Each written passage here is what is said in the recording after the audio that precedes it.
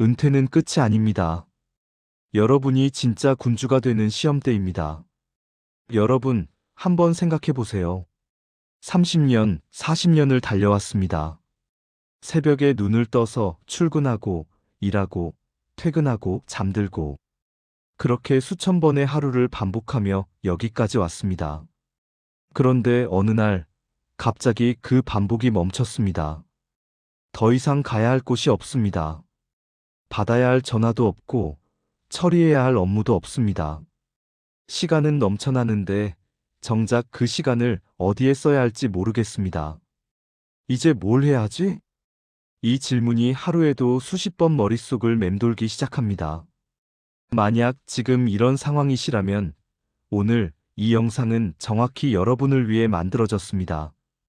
은퇴했지만 하루가 너무 길게 느껴지는 분들, 퇴직금은 받았는데 앞으로 남은 30년이 더 무겁게 느껴지는 분들, 직장만 보고 달려오느라 정작 나는 어디 있는지 모르겠는 분들, 그리고 아직 은퇴가 멀었지만 미래의 인생 임하기 두려운 2030세대 여러분도요. 오늘 저는 500년 전 한 이탈리아 철학자가 남긴 책 한 권으로 여러분의 인생 이막을 다시 설계하는 이야기를 하려고 합니다. 그 책은 바로 마키아벨리의 군주론입니다. 잠깐, 군주론이요? 그거 권모술수 책 아니에요? 많은 분들이 그렇게 알고 계십니다. 하지만 오늘 이 영상이 끝나면 여러분은 군주론을 완전히 다른 눈으로 보게 될 겁니다.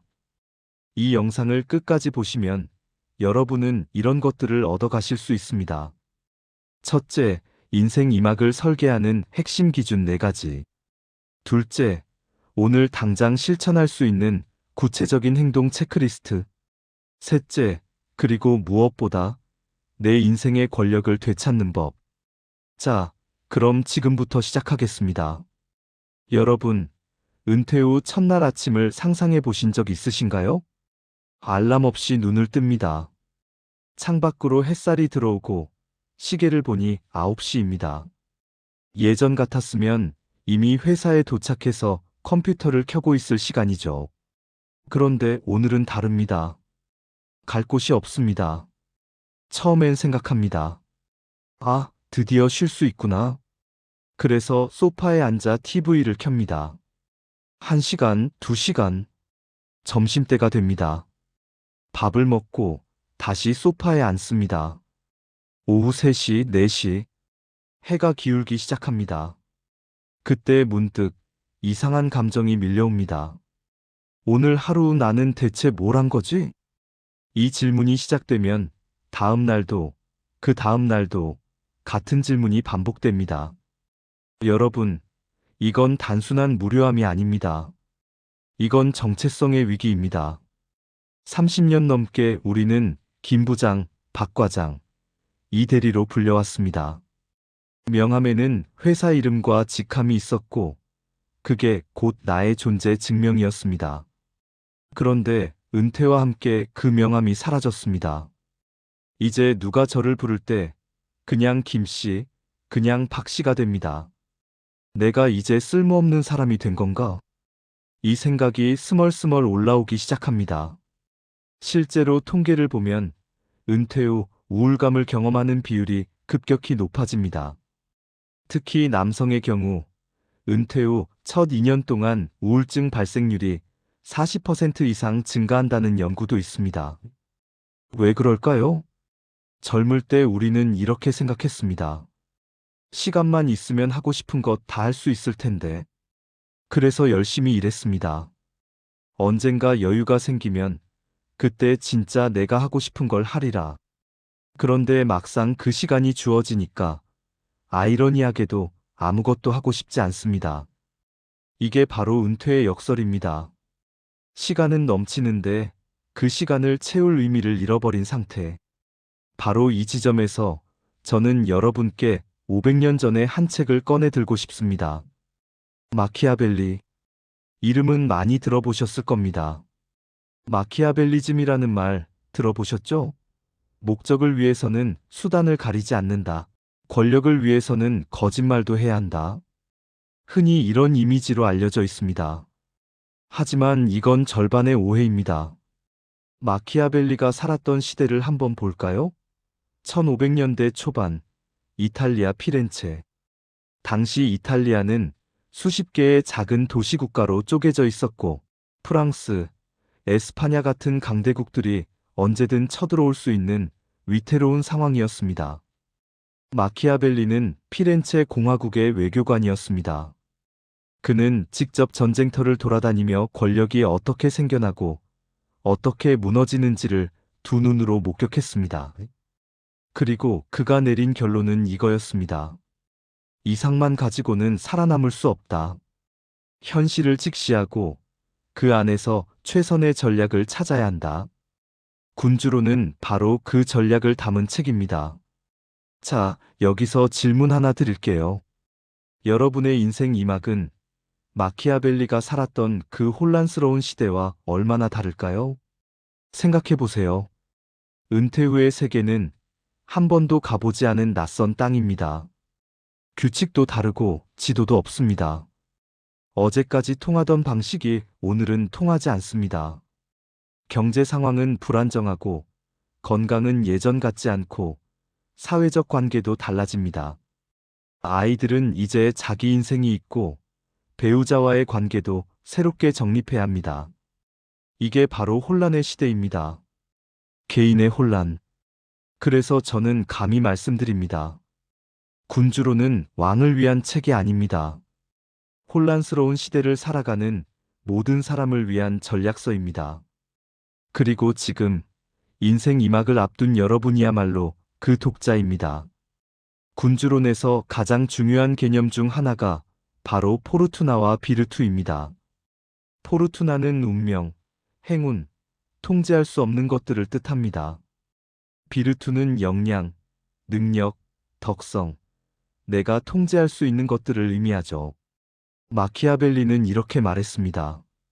인간사의 절반은 포르투나가 지배하지만 나머지 절반은 우리의 비르투에 달려있다. 자, 이걸 은퇴 후 인생에 대입해 볼까요? 포르투나, 즉 운명에 해당하는 것들은 뭐가 있을까요? 경제 상황.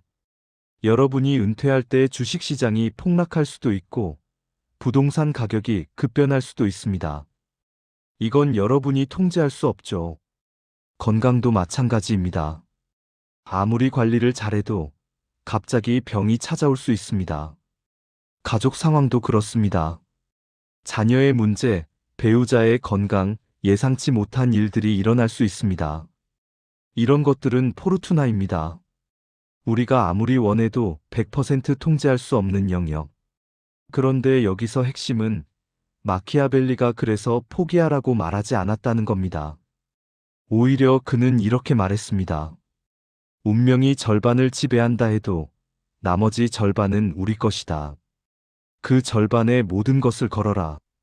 그 나머지 절반이 바로 비르투입니다. 여러분의 비르투는 뭘까요?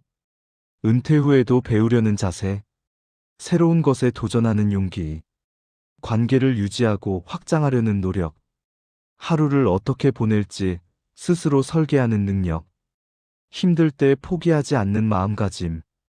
이건 여러분의 손에 달려 있습니다. 100%. 많은 분들이 은퇴 후에 이런 실수를 합니다. 모든 것을 포르투나 탓으로 돌리는 거예요. 경기가 안 좋아서, 몸이 예전 같지 않아서, 세상이 너무 빨리 변해서.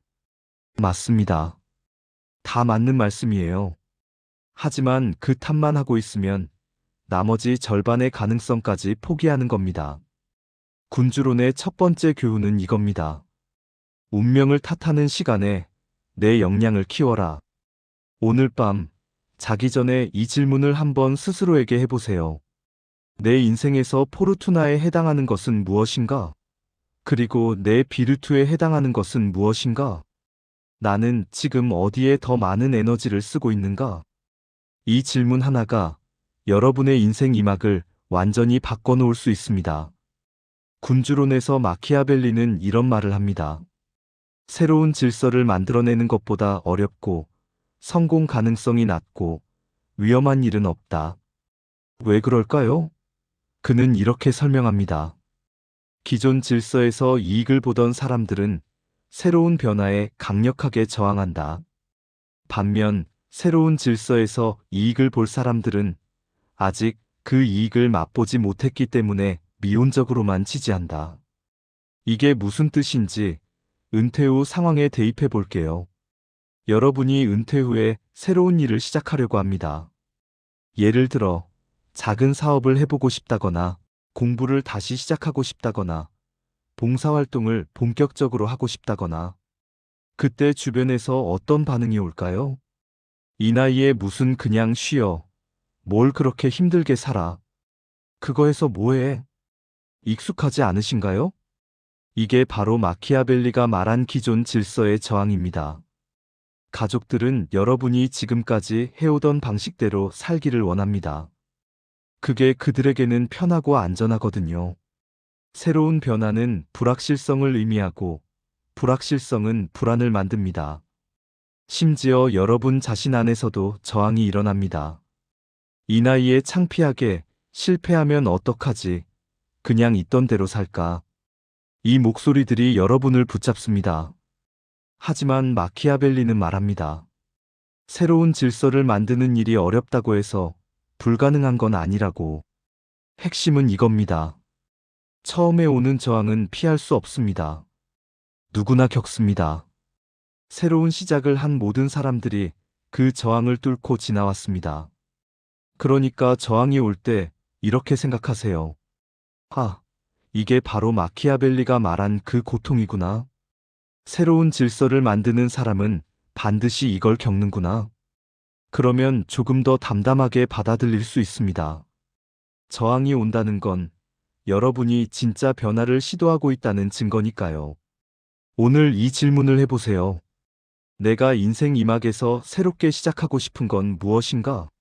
그리고 그걸 시작할 때 예상되는 저항은 무엇인가? 나는 그 저항을 견딜 준비가 되어 있는가? 군주론에서 가장 유명한 비유 중 하나가 바로 사자와 여우입니다. 마키아벨리는 이렇게 말했습니다. 군주는 짐승을 잘 활용할 줄 알아야 한다. 그 중에서도 사자와 여우를 선택해야 한다. 사자는 함정을 피할 줄 모르고 여우는 늑대를 쫓아낼 힘이 없다. 그러므로 함정을 알아채려면 여우가 되어야 하고 늑대를 무섭게 하려면 사자가 되어야 한다. 사자는 힘과 용기를 상징합니다. 여우는 지혜와 신중함을 상징하죠. 마키아벨리의 메시지는 명확합니다. 둘 다 필요하다. 자, 이걸 은퇴 후 인생에 적용해 볼게요. 어떤 분들은 은퇴 후에 사자 모드만 발동합니다. 용기와 열정만 앞세워서 무작정 투자를 하거나 충분한 준비 없이 창업을 하거나 무리한 도전을 합니다. 결과는 어떻게 될까요? 안타깝게도 많은 분들이 쓴맛을 봅니다. 노후 자금의 상당 부분을 잃거나 건강을 해치거나 반대로 여우 모드만 작동하는 분들도 있습니다. 너무 신중하게, 너무 조심스럽게 모든 걸 계산하고 분석하느라 결국 아무것도 시작하지 못합니다. 조금 더 준비되면 상황이 좀 더 좋아지면 이러다가 1년, 2년, 5년이 지나갑니다. 군주론의 교훈은 이겁니다. 용기 없는 지혜는 무력하고 지혜 없는 용기는 무모하다. 인생 이막에서 여러분에게 필요한 건 전략적 용기입니다. 새로운 일을 시작하되 충분히 알아보고 시작하세요. 도전하되 잃어도 감당할 수 있는 범위 내에서 시작하세요. 배우되 배움이 목적이 아니라 실행이 목적이라는 걸 잊지 마세요. 예를 들어 볼게요. 은퇴 후 작은 카페를 운영하고 싶다고 가정해 봅시다. 사자만 있는 사람은 이렇게 합니다. 에라, 모르겠다. 그냥 시작하자. 제대로 된 시장 조사 없이, 경험 없이 큰 돈을 투자합니다. 여우만 있는 사람은 이렇게 합니다. 커피 자격증부터 따고, 경영 공부도 하고, 시장 조사도 1년은 해야지. 그러다 결국 시작도 못합니다. 사자와 여우가 함께 있는 사람은 이렇게 합니다. 먼저 작은 규모로 시작합니다. 주말에 플리마켓에서 커피를 팔아봅니다. 반응을 보고 조금씩 배우면서 점점 규모를 키워갑니다. 이게 바로 전략적 용기입니다. 질문해 보세요. 나는 지금 사자에 치우쳐 있는가? 여우에 치우쳐 있는가? 균형을 맞추려면 어떤 쪽을 보완해야 하는가? 군주론에서 마키아벨리는 군주와 백성의 관계에 대해 흥미로운 말을 합니다. 사랑받는 것과 두려움의 대상이 되는 것, 둘 다 가질 수 있다면 가장 좋겠지만 둘 중 하나를 선택해야 한다면 두려움의 대상이 되는 편이 더 안전하다. 자, 이 말을 오해하면 안 됩니다. 마키아벨리가 사람들을 공포에 떨게 하라고 말한 게 아닙니다. 핵심은 적절한 긴장감입니다. 너무 느슨해지면 질서가 무너지고, 그렇다고 너무 억압적이면 반발이 생긴다. 그 사이에서 적절한 균형을 찾아야 한다는 거죠. 이걸 은퇴 후 인생에 어떻게 적용할까요? 놀랍게도 이건 나 자신과의 관계에 그대로 적용됩니다. 군주론의 교훈은 이겁니다. 나 자신에게 적절한 긴장감을 유지하라. 너무 느슨하면 아무것도 이루지 못하고, 너무 엄격하면 지쳐서 쓰러진다. 그 사이 어딘가에서 균형을 찾아야 합니다. 구체적으로 어떻게 할 수 있을까요? 작은 규율을 만드세요. 예를 들어, 매일 아침 7시에 일어난다. 일주일에 3번은 30분 이상 걷는다. 매일 30분은 책을 읽는다. 그리고 그 규율을 지키되 못 지켰을 때 자신을 비난하지 마세요. 그냥 다음날 다시 하면 됩니다. 이게 적절한 긴장감입니다. 질문해 보세요. 나는 나 자신에게 너무 관대한가? 너무 가혹한가? 어떤 작은 규율을 세우면 적절한 긴장감을 유지할 수 있을까? 군주론에서 마키아벨리는 이렇게 말합니다. 군주에게 가장 중요한 것은 실제로 어떤 사람인가 보다 어떤 사람으로 보이는가이다. 자, 이 말도 오해하기 쉽습니다. 겉으로만 포장하라는 뜻이 아닙니다. 마키아벨리가 강조한 건 인식의 힘입니다. 사람들이 군주를 어떻게 인식하느냐에 따라 그 군주의 통치력이 달라진다는 거죠. 이걸 은퇴 후 인생에 적용하면 정말 중요한 통찰이 됩니다. 여러분, 은퇴 후에 자기 자신을 어떻게 바라보고 계신가요? 많은 분들이 이렇게 생각합니다. 나는 이제 한물간 사람이야. 젊은 사람들한테 밀려난 거지. 이제 사회에서 필요 없는 존재야. 이런 자기 이미지를 가지고 있으면 실제로 그렇게 행동하게 됩니다. 움츠러들고 새로운 시도를 하지 않고 사람들을 피하게 됩니다. 하지만 반대로 이렇게 생각하면 어떨까요? 나는 이제 더 이상 누구의 지시도 받지 않는 자유인이야. 40년간 쌓아온 경험과 지혜가 있어. 이제 진짜 내 인생을 시작할 수 있어. 같은 상황인데 완전히 다른 행동이 나옵니다. 군주론의 마지막 교훈은 이겁니다. 타인이 나를 어떻게 보느냐 이전에 내가 나를 어떻게 보느냐가 먼저다. 여러분이 스스로를 퇴물로 규정하면 세상도 그렇게 대합니다. 여러분이 스스로를 새로운 시작을 앞둔 군주로 규정하면 세상도 그렇게 반응하기 시작합니다. 이건 긍정의 힘이니 자기 최면이니 하는 가벼운 얘기가 아닙니다. 실제로 자기 이미지는 행동을 바꾸고, 행동은 습관을 바꾸고, 습관은 인생을 바꿉니다. 모든 변화는 나는 누구인가라는 질문에 대한 새로운 답에서 시작됩니다. 질문해 보세요. 지금 나는 나 자신을 어떤 사람으로 규정하고 있는가? 인생 이막에서 나는 스스로를 어떤 사람으로 다시 정의하고 싶은가? 자, 지금까지 군주론의 5가지 핵심 개념을 살펴봤습니다. 이제 이걸 바탕으로 여러분이 실제로 인생 이막을 설계할 수 있는 구체적인 프레임워크를 드리겠습니다. 이름 붙이자면 군주의 4단계 설계법이라고 할까요? 1단계 영토 파악 나의 현재 지도 그리기. 군주가 가장 먼저 해야 할 일은 뭘까요? 자신의 영토를 정확히 아는 겁니다. 어디에 성이 있고, 어디에 적이 있고, 어디에 자원이 있는지. 이걸 모르면 어떤 전략도 세울 수 없습니다. 인생 이막도 마찬가지입니다. 먼저 현재 상태를 냉정하게 점검해야 합니다. 5가지 영역을 체크해 보세요. 재정 지금 가진 자산은 얼마인가? 월 지출은 얼마이고 수입원은 있는가? 앞으로 20년, 30년을 버틸 수 있는가? 건강 현재 건강 상태는 어떤가? 정기적인 운동을 하고 있는가? 만성질환은 없는가? 관계 은퇴 후에도 연락하는 사람이 몇 명인가? 깊이 있게 대화할 수 있는 사람이 있는가? 가족 관계는 어떤 상태인가?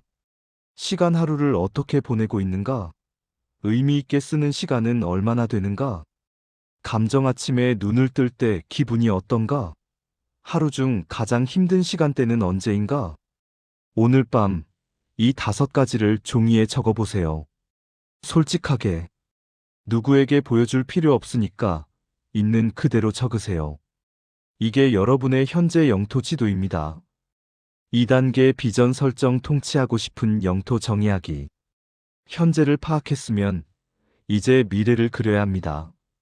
앞으로 10년 여러분은 어떤 하루를 살고 싶은가요? 눈을 감고 상상해 보세요. 10년 뒤에 어느 평범한 하루. 아침에 일어나서 뭘 하고 있나요? 누구와 함께 있나요? 어디에 살고 있나요? 무엇에 시간을 쓰고 있나요? 그리고 그 하루를 끝내고 잠자리에 들 때 어떤 기분인가요? 오늘도 잘 살았다는 만족감이 있나요? 이 상상이 바로 여러분의 비전입니다. 여러분이 통치하고 싶은 영토. 구체적일수록 좋습니다. 행복하게 살고 싶다, 이건 너무 막연해요. 매일 아침 공원을 산책하고, 일주일에 한 번은 오래된 친구를 만나고, 한 달에 한 권씩 책을 읽고, 1년에 한 번은 새로운 곳을 여행하고 싶다. 이렇게 구체적으로 3단계 전략 선택 비르투를 어디에 집중할 것인가? 자, 현재와 미래 사이에 간극이 있습니다. 그 간극을 메우려면 무언가를 해야 합니다. 그게 바로 전략입니다. 인생 이막 전략은 크게 3가지 방향이 있습니다. 새로운 배움, 지금까지와는 다른 분야를 공부한다. 자격증을 딴다. 취미를 전문가 수준으로 끌어올린다. 새로운 관계에 다른 세대와 교류한다. 지역 커뮤니티에 참여한다. 온라인 네트워크를 만든다. 새로운 일, 파트타임 일을 시작한다.